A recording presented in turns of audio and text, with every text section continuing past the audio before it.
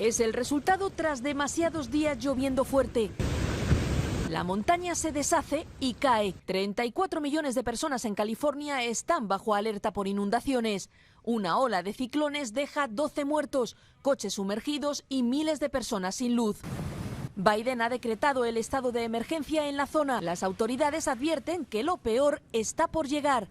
Podría haber tornados y fuertes tormentas con rayos en las próximas horas. Las raíces de enormes árboles no soportaron tanta agua en Sacramento o en Montecito, donde miran al cielo esperando que deje de llover.